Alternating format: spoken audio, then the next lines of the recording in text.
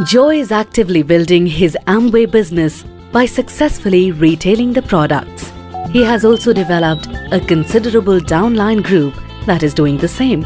He wants to understand the best practices to be followed by him and his downlines that will help keep his business long-term and sustainable. Joy also has some questions on the rules of conduct and approaches Amway to find the answers. Hi Joy, how can I help you? Hi, I have understood that leadership is important in this business. What are the expectations from a good leader?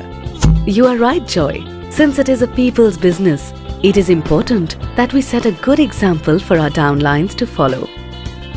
The way we conduct our business should help lead them in the right direction. Downlines look up to us, and we need to demonstrate that we are leaders in the true spirit. Coming back to your question, a good leader attends trainings to enhance his knowledge of products and uses Amway-endorsed claims for products. Trains and advises downlines on the Amway business, its benefits and the do's and don'ts. Does a fair presentation of the marketing plan without exaggerating the product claims or the income that one can get from the business. Always focuses on balance. Balance between retailing and sponsoring. Balance between depth and width of the business to make it more profitable and sustainable for everyone. A leader also follows the rules and teaches the downlines to do the same. Wow, that's a lot. Yes, Joy. A good leader also communicates the new product offers and initiatives of the company from time to time with his group. He encourages them to sell at a price above the DAP. He purchases only as much as he can retail and consume, and also encourages his downlines to do the same. He does not purchase excess inventory of products. I really want to be a good role model and leader for my group. I want to know what dual distributorship means. As an applicant or co-applicant, you can hold only one distributorship. Under the single distributorship rule, husband and wife are treated as one unit, which means that if they join the business, they have to be part of the same distributorship. What if the business is only in the wife's name? Well, in that case also, the husband is considered equally responsible for the business. What if an Amway business owner or ABO takes up two distributorships? We will terminate the second distributorship. Also, if there is evidence of enticement, any group created under the second business will also be transferred to his original line of sponsorship. Enticement? What is that? Enticement means that an ABO tries to induce another ABO from a different group to leave their business and join under his group without resigning and following the inactivity period. I will give you an example. Harsh approaches Rahul from another group and offers to take him to the silver producer level in a month.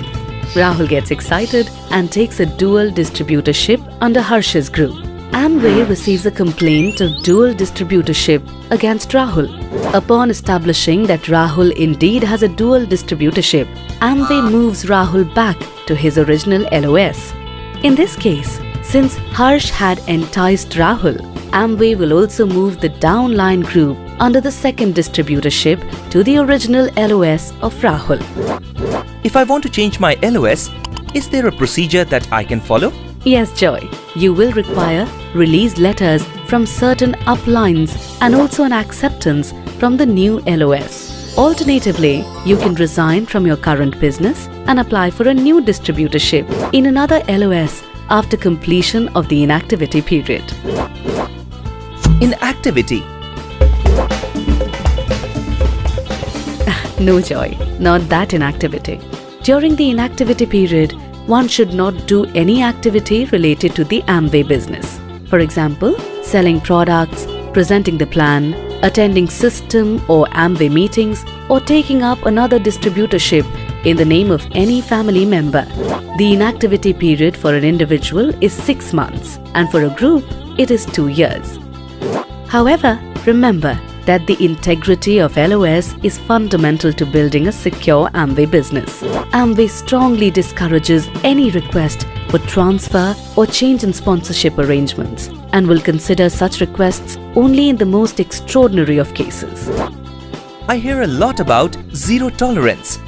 Can you help me understand this?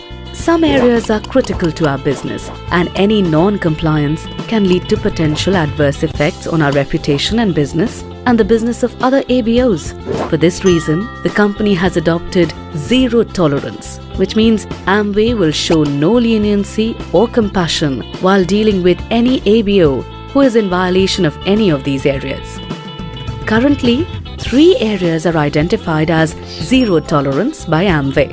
The first zero tolerance area is with regard to selling Amway products through retail shops, online stores, or through people who are not ABOs. We are a direct selling model and we market our products through ABOs. Any other channel of sale is not permitted. But doesn't the company want more sales? We want sales that are achieved in the right manner, Joy. Selling products through these channels is against the fundamental principle of direct selling. It disturbs the level playing field that we provide to all our ABOs. You may have heard about the Qualification Validation Group or QVG. This group ensures that ABOs do not achieve their qualifications by simply buying unrequired inventory. QVG verifies qualifiers' business and may seek clarifications about products purchased and details of customers. The second zero tolerance policy is the business support material policy. Leaders at emerald level and above can produce BSMs. However, all BSMs require prior approval by Amway. BSMs relating to products, their usage, etc. are not allowed. Purchase of BSMs and attending meetings is optional. The third zero tolerance policy is unauthorized distributor activity in unopened markets.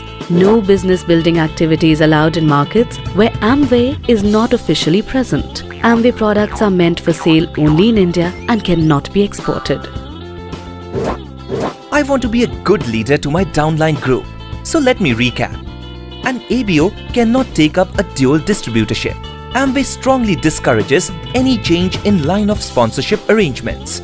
Appropriate inactivity needs to be followed before taking up a new business in a new LOS. The current zero tolerance policies include selling Amway products through retail or online stores or through non-ABOs, BSM policy, and unauthorized distributor activity in unopened markets. Right? Yes, that is absolutely correct. Wow! This has been very helpful. Thank you. You are most welcome, Joy. We encourage you to share these best practices with your group. Good luck. The rules mentioned here are only a summarized version of the Code of Ethics and Rules of Conduct. For the complete set of rules, please refer to the Code of Ethics and Rules of Conduct in your Business Starter Guide or visit www.amway.in. For any queries on the rules or reporting any rules violation, write to plain_speak@amway.com.